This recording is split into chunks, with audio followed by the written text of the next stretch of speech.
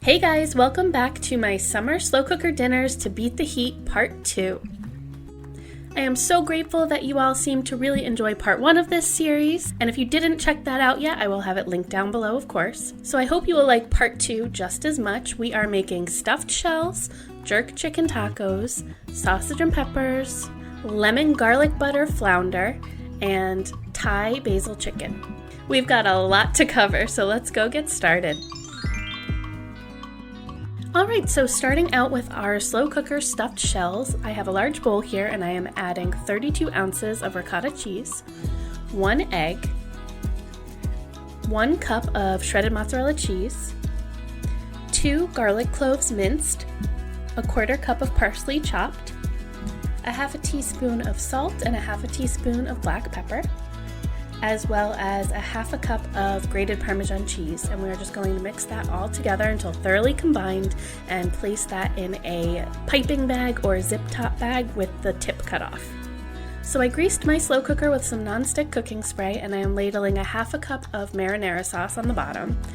And this is an optional step. I have 1 pound of ground Italian sausage that I cooked earlier. I know the whole point is to beat the heat in the summer and not have to turn the oven or stove on. So if you want to skip this step, that is absolutely up to you. Or sometimes I like to cook it early in the morning before it gets too hot and just warm it up in the microwave later. You could also do the same thing with ground beef. So that's a long-winded way of saying that I added half of that meat mixture on top of the marinara sauce, and now I have a 12-ounce box of uncooked jumbo pasta shells that I am piping that ricotta mixture into, and we're just going to lay them all around the bottom, and that should be about half the box. And then we are just going to repeat the layers and add another 1/2 cup or so of marinara sauce, the rest of the meat mixture if you're using it, and then once again we are going to pipe the filling into the rest of the shells and layer it on top. It's almost like a stuffed shell casserole kind of thing going on. So then we just want to ladle the remaining marinara sauce on top. Total, we have a 24-ounce jar of marinara sauce here. And then to that I am adding 1.5 cups of water, just trying to be careful to keep it around the edges. If it gets into the filling of the shells, it's really not a big deal. And if the water looks murky, that's because I added it to the container of marinara sauce, just so we get all of the good bits. And then on the top here, I'm going to sprinkle a 1/2 teaspoon each of dried basil, dried oregano, and garlic powder. And then we are going to cover this and cook it on low for 5 to 6 hours, 3 to 4 hours on high. And in the last 15 to 20 minutes, you want to remove the lid and add 2 more cups of shredded mozzarella cheese. And then we're just going to cook that on high until the cheese is melted. And then we just want to garnish it with some more fresh parsley or basil. I just love that the pasta shells cook right in the slow cooker and it tastes like you boiled them and baked these in the oven.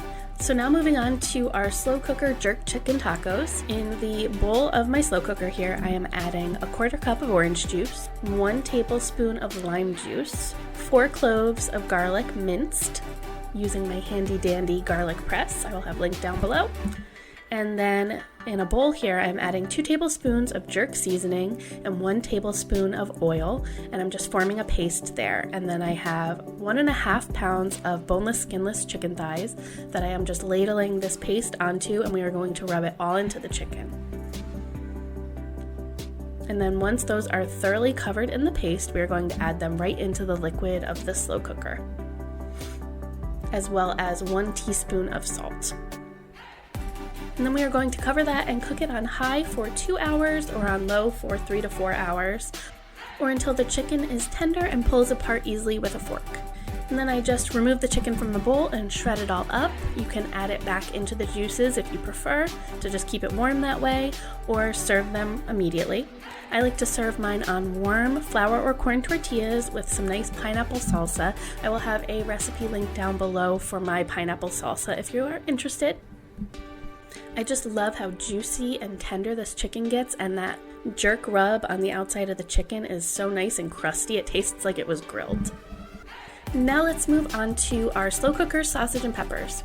So to my slow cooker, I am adding a can of crushed tomatoes, 28 ounces, And to that I am adding 3 cloves of garlic minced, 1 teaspoon of dried oregano, 1 teaspoon of dried basil, 1 teaspoon of dried parsley, 1 teaspoon of salt, a half a teaspoon of black pepper, and we're just going to give that a stir.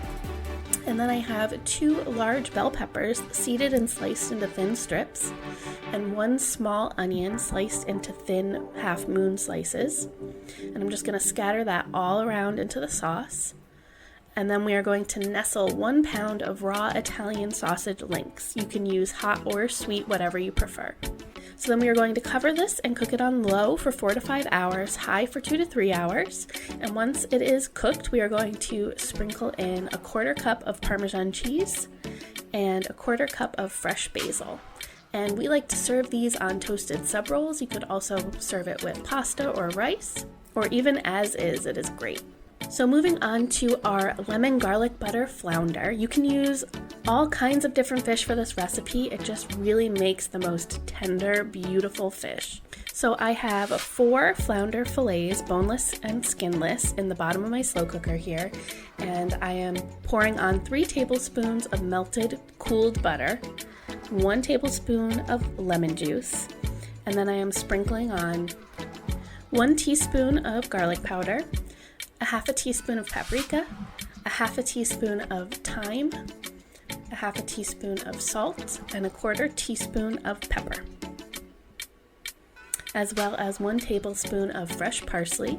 And we are just going to cook this on low for 3 to 4 hours. You could cook it on high, but I think you get a much more tender fish on low. It could get a little bit dried out on high.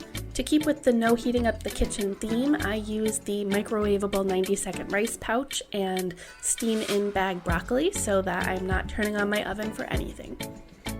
And now last but certainly not least is my Thai coconut basil chicken.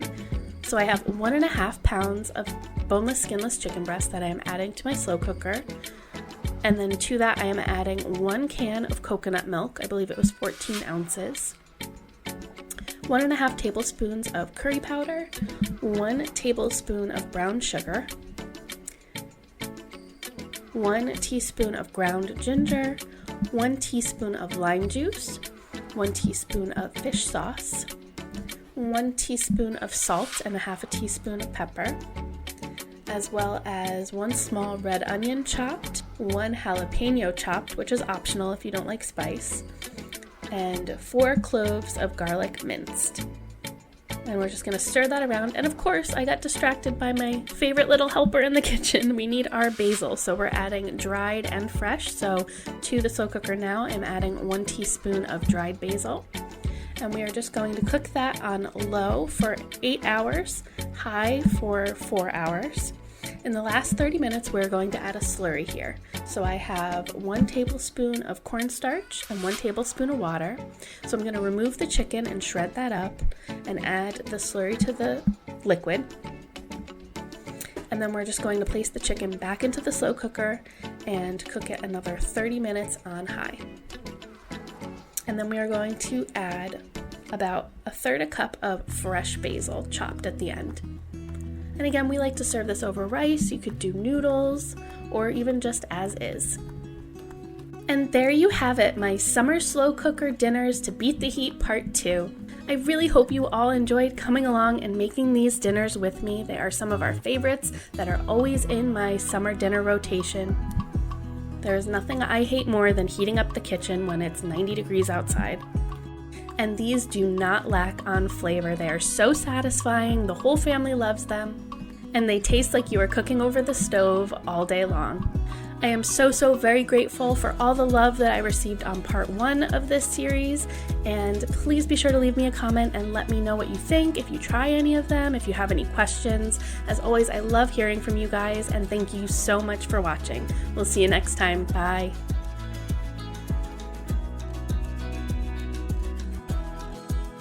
Hey everyone! Today we are making one of my family's favorite weeknight meals. This quick and easy Crockpot mac and cheese is so rich, creamy, ooey gooey, and indulgent. The best part? It's a dump and go meal. That's right, the pasta and cheese sauce cook all together in one big pot. It doesn't get much easier than that, so let's go get started. Okay, so the first thing we want to do is grease our crock pot with either cooking spray or oil, and then I'm adding in 2.5 cups of whole milk and 1 12-ounce can of evaporated milk. And to that I am going to add 1 teaspoon of yellow mustard and a half a teaspoon of garlic powder, a half a teaspoon of paprika, and salt and pepper to taste. I did about 1 teaspoon of salt and a half a teaspoon of pepper. The best part about this recipe is that the seasoning is totally customizable. If you don't like garlic powder, if you don't like mustard, just leave it out and put in whatever seasonings you'd like. So then we're just going to give it all a stir. And then we are going to add in 4 cups of shredded cheese, and this is another thing that is very customizable. I did 3 cups of cheddar cheese and 1 cup of American cheese, but you can do whatever kind you would like. And I would recommend shredding it by yourself because if you buy the bags, it has that anti-caking agent, and it could make your cheese sauce a little bit gritty, but it's really not a deal breaker. It's still delicious either way. And then I'm adding in 1 pound of uncooked elbow macaroni. And we just want to stir that around and try to cover up the macaroni with as much of the liquid as possible. And then I'm going to take a 1/4 cup of butter cubed and just dot it all along the top.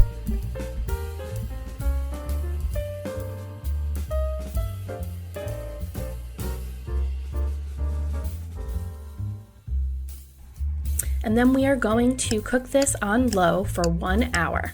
After the hour is up, we want to give it a stir and see how it's doing. Every crockpot is very different. In my old crockpot, this took about 2 hours. In this crockpot, it takes about 1 hour and 15 minutes for the pasta to cook.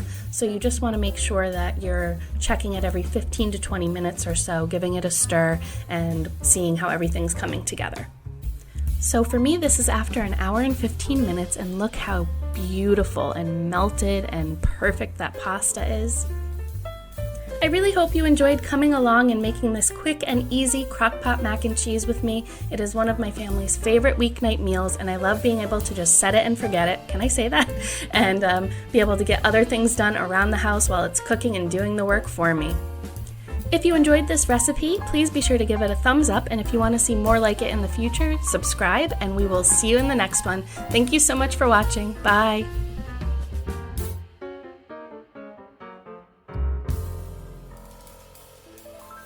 Hey there everyone, welcome back, and if you're new here, my name is Jess and this is Cinderella's Apron.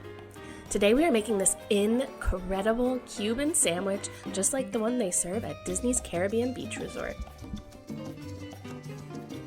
Layers of beautiful, tender mojo pork loin, Swiss, ham, yellow mustard, and pickles, melted and pressed to super crispy golden perfection.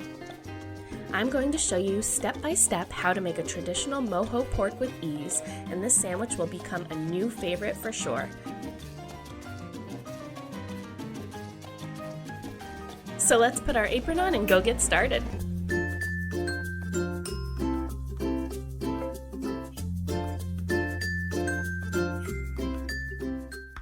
So first things first, we need to get our mojo pork marinating. So I have 1/8 cup of lime juice, and I'm adding in 1 cup of orange juice, 1/4 cup of olive oil,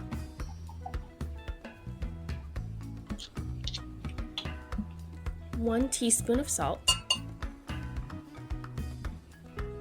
1 teaspoon of oregano, 1 teaspoon of cumin, and 1/2 teaspoon of pepper. And then we're just going to whisk that together. So I have a piece of an onion here, and we're just going to dice it up about 1/4 cup's worth, and it does not have to be perfect by any means. We're just cutting it up to release the flavors into the marinade.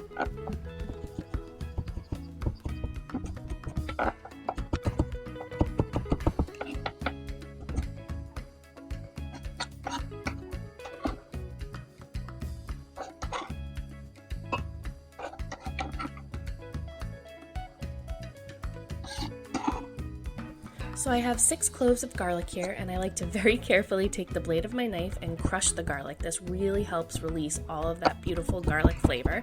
And then we're just going to dice that up as well.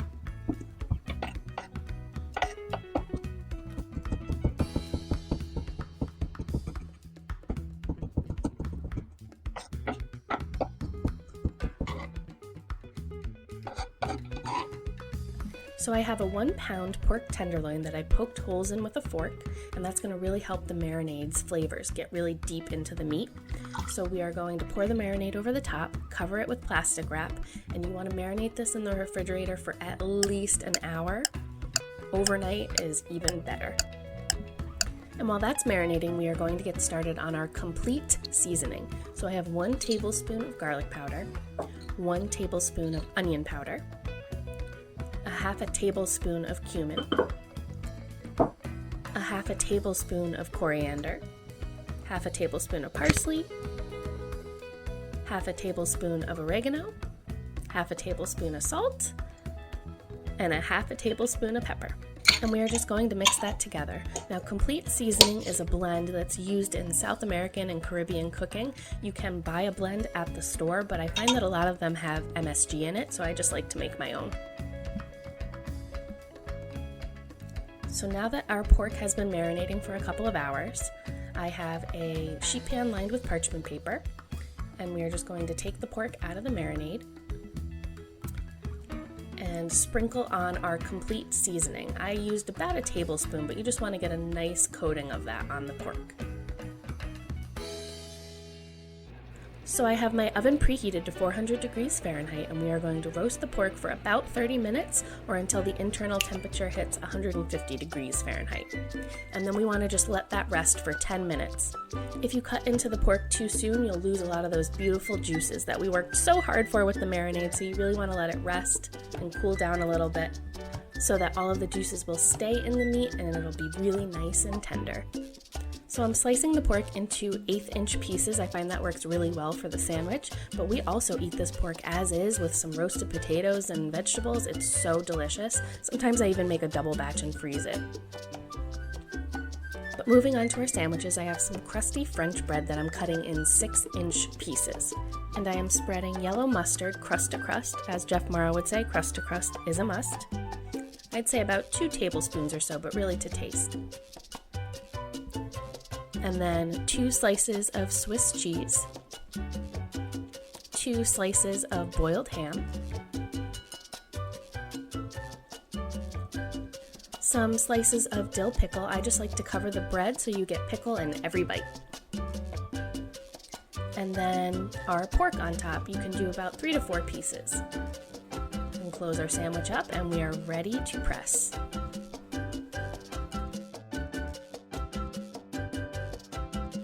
Now I preheated my panini press, and I also melted 3 tablespoons of butter with 1 teaspoon of garlic powder, and I'm just brushing that on the bottom of the press, and then also brushing it on the top piece of bread. And we are just going to press these for about 5 to 6 minutes or until the bread is nice and crunchy. No panini press? No problem. You can absolutely do this on your stove. You're just going to need 2 skillets, and you want to cover the bottom of one skillet with aluminum foil. Put the sandwich in the other skillet with the garlic butter, and then you're going to use the skillet covered with aluminum foil to press down on the top of the sandwich, cooking over medium-high heat. I have to say, Cuban sandwiches are one of my absolute favorites. If I see it on a menu anywhere, I always order it, but there's something special about that one at Disney's Caribbean Beach Resort, and I am so glad that I got to try and recreate it at home for you. Thank you so much for coming along and making Cuban sandwiches with me today. If you enjoyed it, please be sure to give it a thumbs up, as it really does help my channel. And if you want to see more fun Disney-inspired recipes in the future, be sure to subscribe, and we'll see you next time. Bye!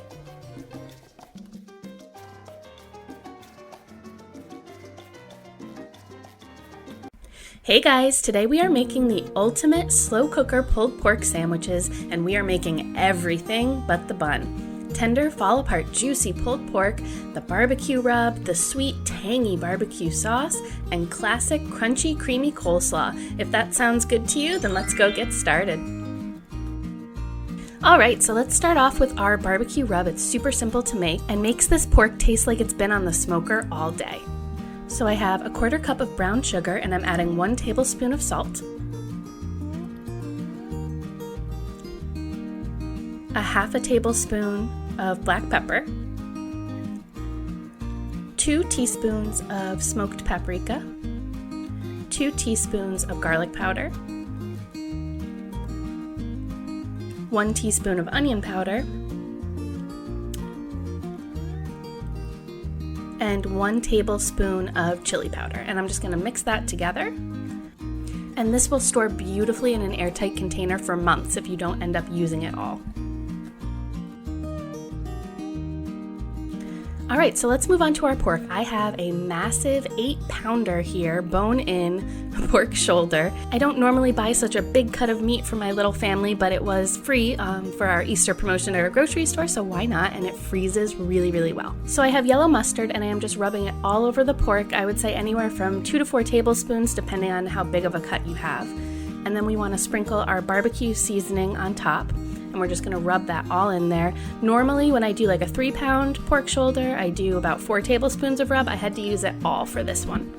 And then we are going to move it over to our slow cooker. I have to say my one gripe, I love my Instapot, but it has the slow cooker feature and it is just too small for most things. I wish I didn't get rid of my regular slow cooker, so I will have to invest in another one, but that's why I cut my meat into 2 pieces here to try and squeeze it in there. I have a 1/2 cup of beef broth and I'm adding a teeny tiny bit of liquid smoke, I'd say about a 1/4 teaspoon. That's a big secret here. It adds that nice smoky flavor so it tastes like it was on the smoker. And we're just going to pour that around the meat. You want to try to not get it on top.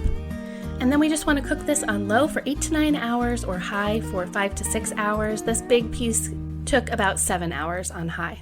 And while that's going, we are going to move on to our barbecue sauce. I have a small saucepan over medium heat, and I'm adding 1.5 cups of ketchup, a 1/2 cup of distilled white vinegar,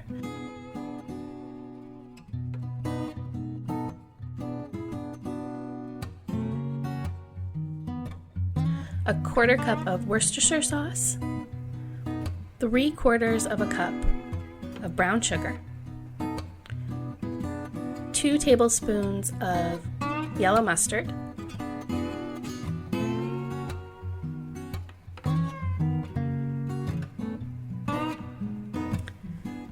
2 teaspoons of garlic powder, 2 teaspoons of onion powder, and 1 teaspoon of smoked paprika. And then we are just going to mix that together and cook it for about 10 to 15 minutes. I just really want to warm it up and dissolve the sugar in there. If you want it to be a bit of a thicker sauce, you can reduce it even longer and cook it for about 30 minutes.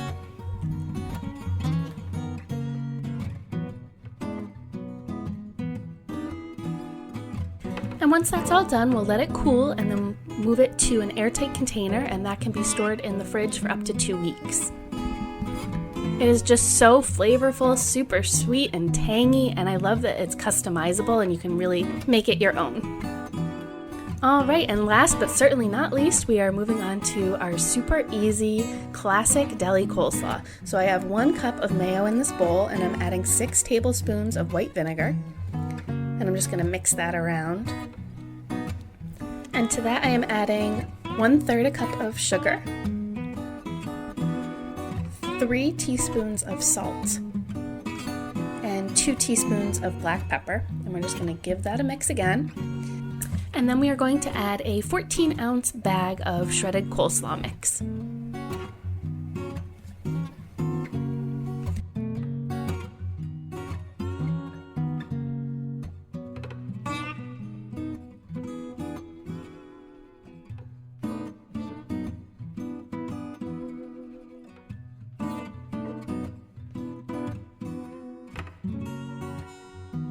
And you'll see here as I'm mixing it, it doesn't seem very wet or like there's enough dressing necessarily, but as it sits and the salt is sitting on the cabbage, it's going to release a lot of moisture, and after about an hour in the fridge, all of a sudden it has all this extra dressing. So I always try to underdress my coleslaw so it doesn't end up really soupy.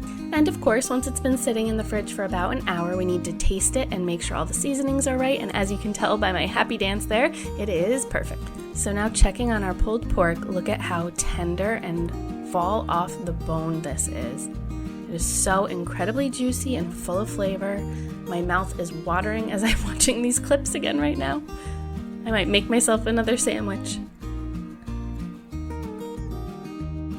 So then I'm just moving all of the meat to a bowl, and I'm taking 2 forks and shredding it all up there. I know there's lots of different gizmos and ways to shred up meat, but I've done it with my mixer before and it seems to make the meat just kind of mushy. So, you know, sometimes you just gotta stick with the classic simple way. Might take a little longer, but it's better.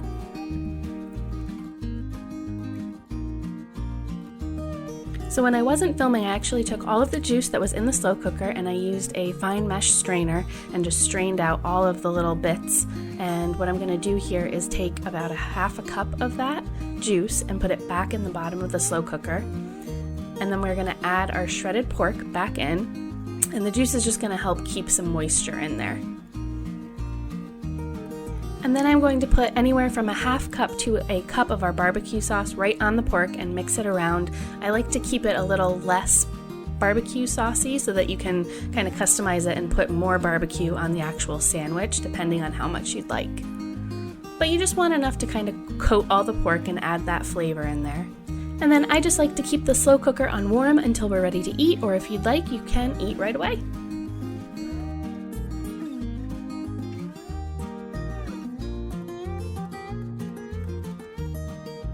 So let's assemble these babies. I've got a nice Kaiser roll here, and I am adding a good bit of that beautiful pork on there.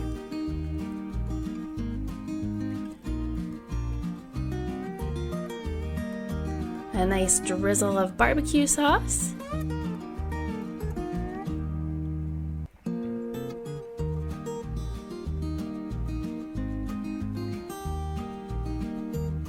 And a nice scoop of coleslaw. And there you have it, the ultimate slow cooker pulled pork sandwiches. I really hope you had fun coming along with me and making this today. I love making my own spice blends and barbecue sauces, and it's super simple to do, so I hope you enjoyed seeing that. And if you did, please be sure to like the video and subscribe to see some more good recipes in the future. We'll see you next time. Thank you so much for watching. Bye.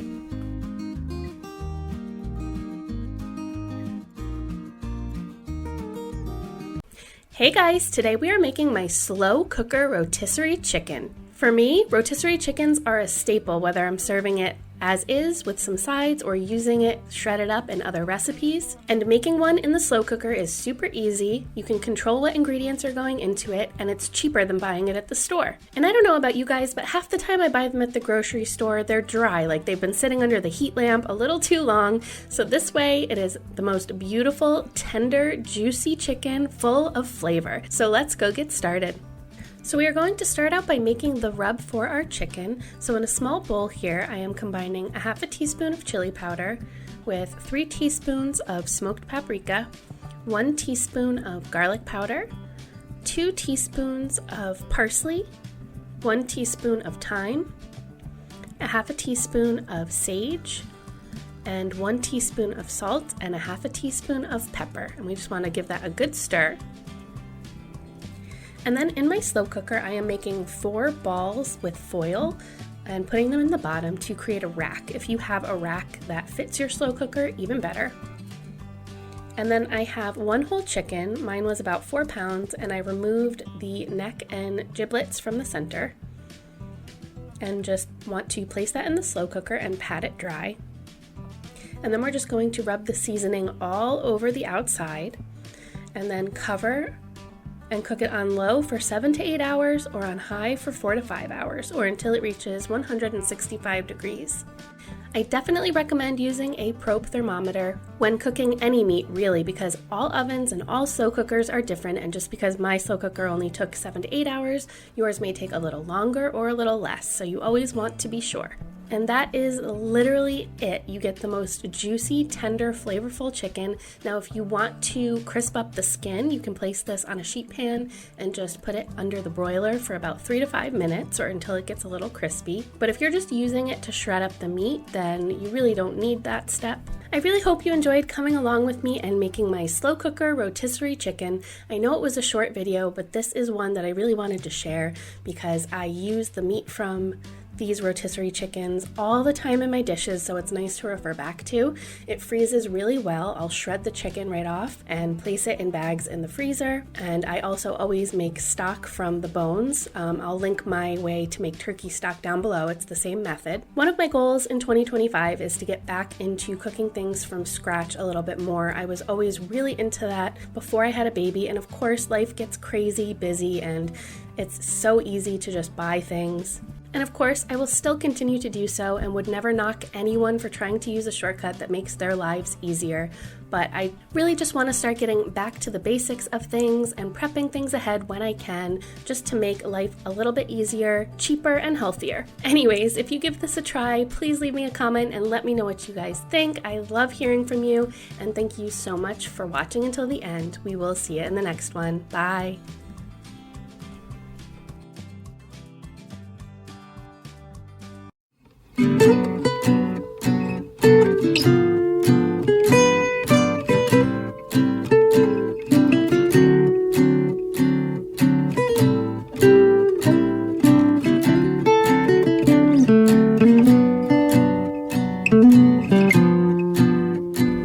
Hey everyone, welcome back to my channel for Flower and Garden Friday.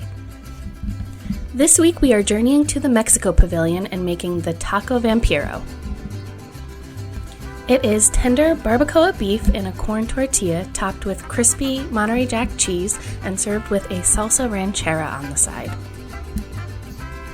It is bursting with flavor, tender, juicy, crispy, smoky, spicy, and much easier to make at home than you'd think. So let's go get started. So let's start with the barbacoa sauce that the beef is going to cook in.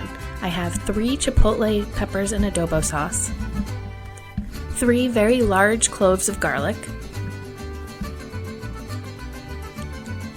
and then I'm adding a 1/4 cup of beef broth to that and pulsing it up in the food processor.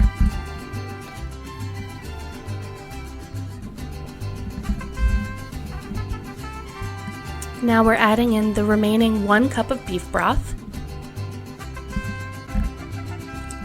a 1/4 cup of lime juice,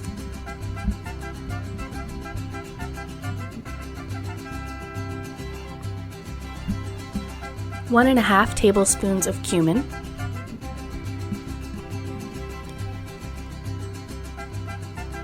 1 tablespoon of oregano.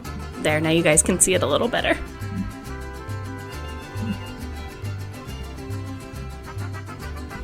And a 1/2 teaspoon of allspice.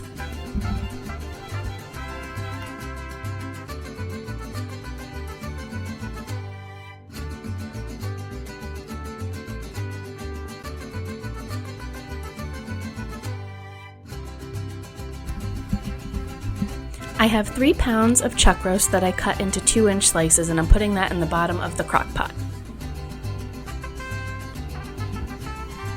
Then I'm just pouring the barbacoa sauce all over the top. And we're going to put a lid on that and cook it on low for 8 to 9 hours. Moving on to the salsa, I have 2 cloves of garlic, 2 jalapenos, and a 1/2 an onion cut. And I'm just going to broil those for a couple of minutes until they get a little bit of char on them.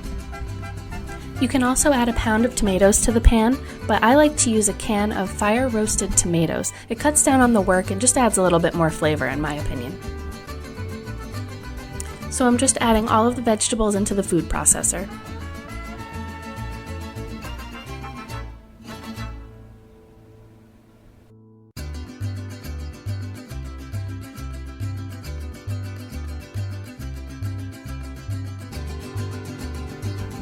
And then I am also going to be adding in 1 tablespoon of lime juice, 3 tablespoons of cilantro, and some salt.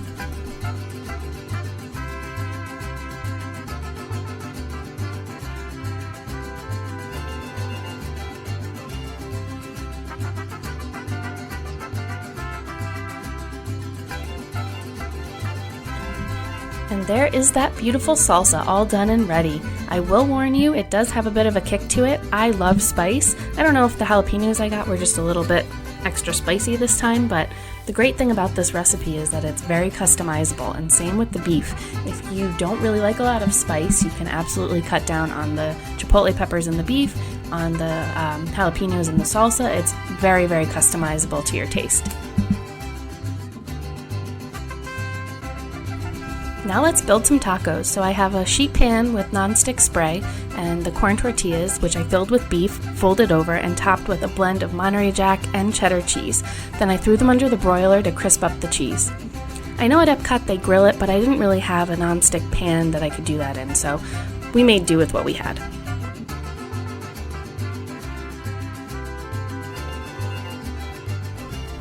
I really hope you enjoy this recipe and give it a try at home. Definitely let me know if there are any recipes you want to see me make in the future, and please be sure to like, comment, and subscribe. Thanks for watching. Bye!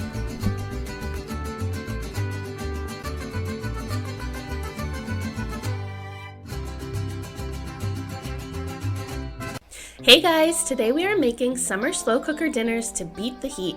When it's 80+ degrees outside, I look for any way possible to not turn on my oven and heat the house up anymore. The best solution? The slow cooker. Today I will show you how to make meatball parms, sesame chicken, barbecue beef brisket, Cajun chicken Alfredo, and meatloaf with garlicky potatoes. We've got a lot to cover here, so let's go get started. So let's start out with my classic meatballs and marinara sauce. I like to use this to make meatball parms, but you could also, of course, put it over spaghetti or anything you prefer. So I have 1.5 pounds of lean ground beef. The leaner the better, because you will end up with a lot of grease in the slow cooker if you use something like 80-20. So to the ground beef, I am adding 1 small onion that I minced, along with 3 cloves of garlic minced, a 1/2 cup of breadcrumbs, you could use plain or Italian seasoned, 1/3 a cup of grated Parmesan cheese, 1 teaspoon of garlic powder, 1 teaspoon of oregano, 1 teaspoon of basil, 3/4 of a teaspoon of salt, and a 1/2 teaspoon of black pepper. And then to that we are also going to add 2 large eggs and 1 teaspoon of Worcestershire sauce. And then I'm just going to give that a good mix. And then we are going to start forming our meatballs. So I sprayed my crock pot with some nonstick cooking spray, and I'm just rolling these into 1.5 to 2 inch meatballs. I like to use a cookie scoop. I use a 1.5 tablespoon size. I will link down below if you're interested. But we're just going to squeeze them all in there. If they don't fit, you can overlap them. And then I am pouring on a 24-ounce jar of marinara sauce. And then we are going to cover this and cook it for 3 to 4 hours on high or 5 to 7 hours on low.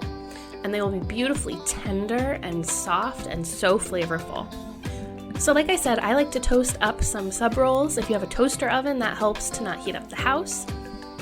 And then I just top it with a few slices of mozzarella cheese, some nice fresh basil, and we are good to go.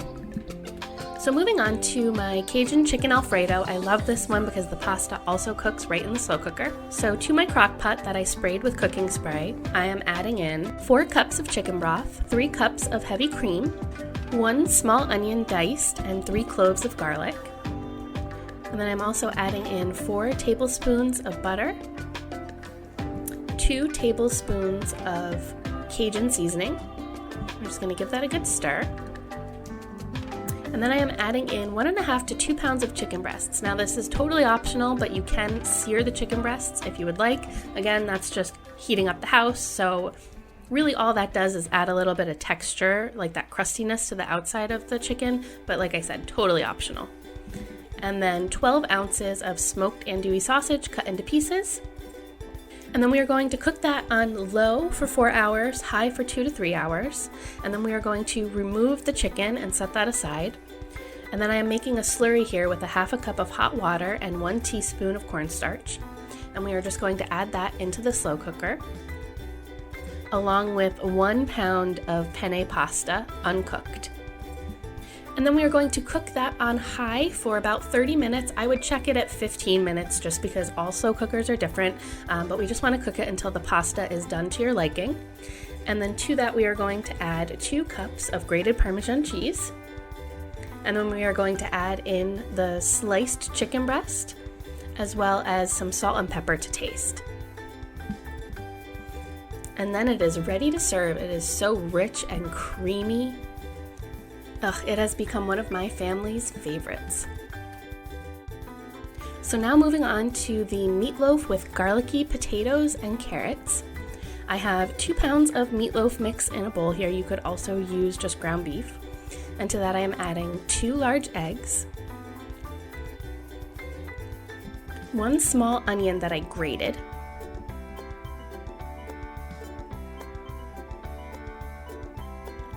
a half a cup of breadcrumbs,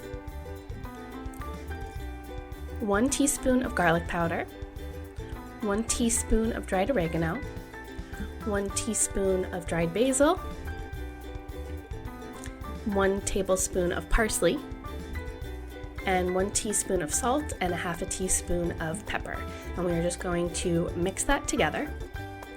And then I am taking a piece of aluminum foil that I am going to spray with nonstick cooking spray.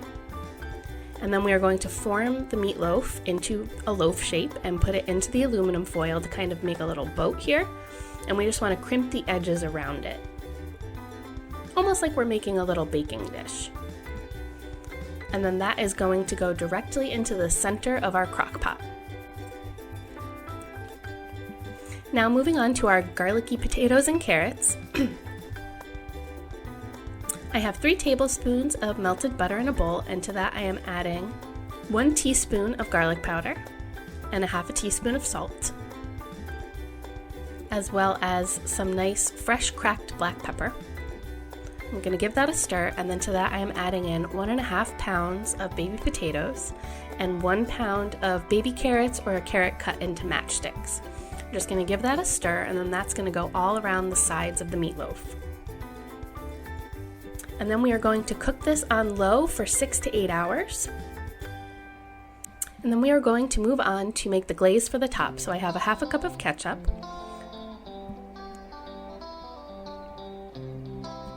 with 2 tablespoons of brown sugar, 1 tablespoon of red wine vinegar, and we're just going to mix that around. And when the time is up on our meatloaf, we are just going to glaze that all over the top and cook it an additional 30 minutes on high.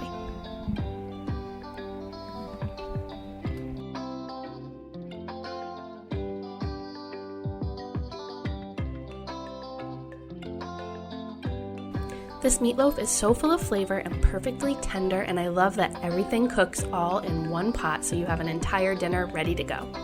Now let's go make our barbecue beef brisket. Now I like to make my own barbecue spice rub, but feel free to buy an all-purpose one if you would prefer. But for my spice rub, I mix 1 tablespoon of brown sugar, 1 tablespoon of smoked paprika, 1 tablespoon of chili powder, 2 teaspoons of salt, 1 teaspoon of black pepper, 2 teaspoons of garlic powder, 1 teaspoon of onion powder, 1 teaspoon of dried oregano, and 1/4 teaspoon of cayenne. So we're just going to mix that all together, and then I have a 3.5 pound beef brisket here that's trimmed.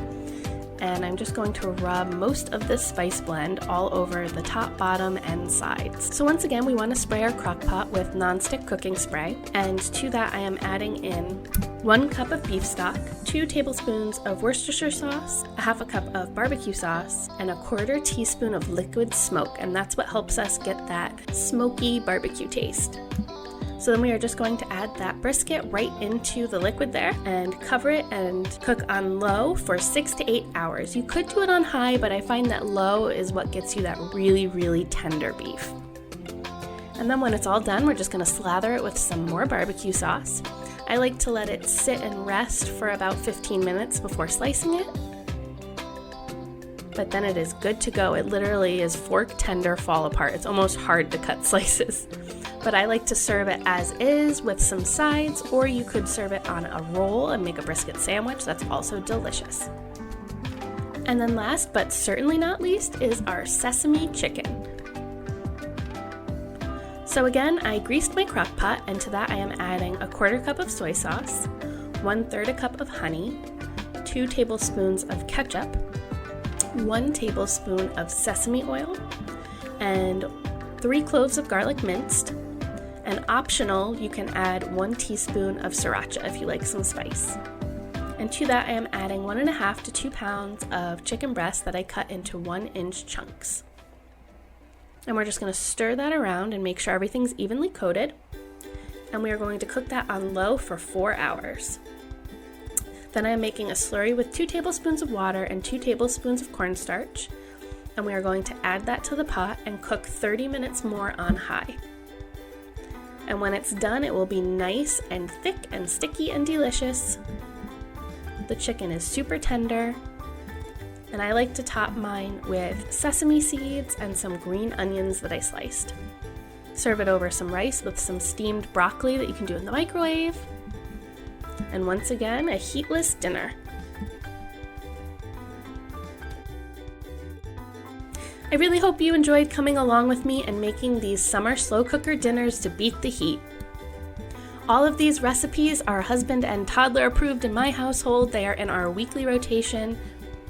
And as I said, it is so nice to not heat up the house by turning on the oven or turning on the burner. I love being able to get dinner set up in the morning, early afternoon hours, and then have the rest of the day to just enjoy the summer with my family.